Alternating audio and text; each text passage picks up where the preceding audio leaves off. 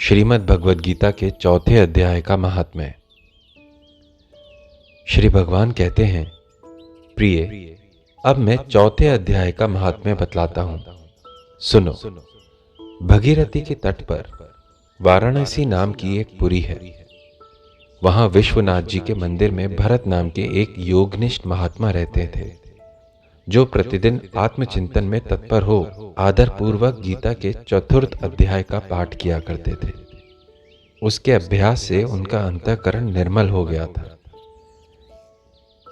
वे शीत, उष्ण आदि द्वंद्वों से कभी व्यथित नहीं होते थे।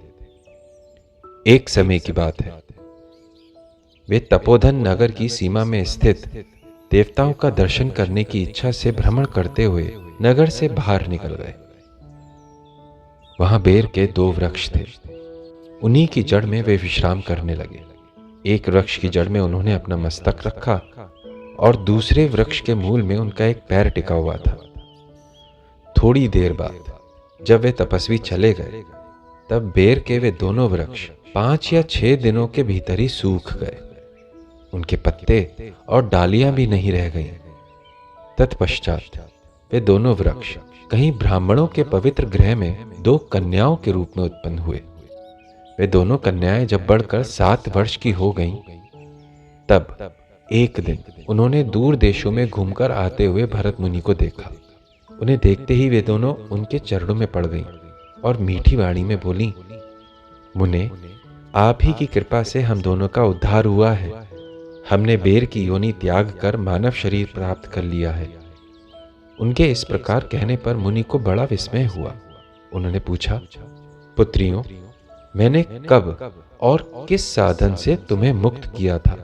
साथ ही ये भी बताओ कि तुम्हारे बेर के वृक्ष होने में क्या कारण था, क्योंकि इस विषय में मुझे कुछ भी ज्ञात नहीं है।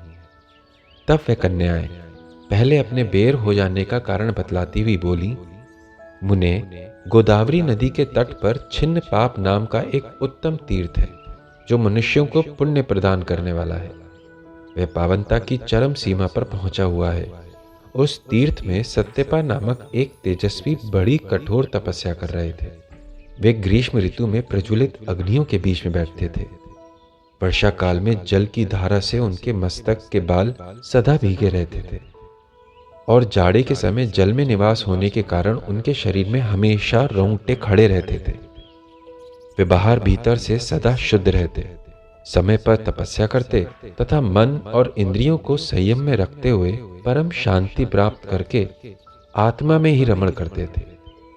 वे अपनी विद्वता के द्वारा जैसा व्याख्यान करते थे, उसे सुनने के लिए साक्षात ब्रह्मा जी भी प्रतिदिन उनके पास उपस्थित होते और प्रश्न करते थे।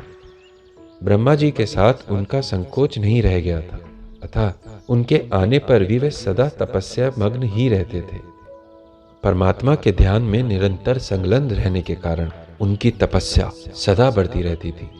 सत्यपा को जीव उन्मुक्त के समान मानकर इंद्र को अपने समृद्धशाली पद के संबंध में कुछ भय हुआ। तब उन्होंने उनकी तपस्या में सैकड़ों विघ्न डालने आरंभ किए।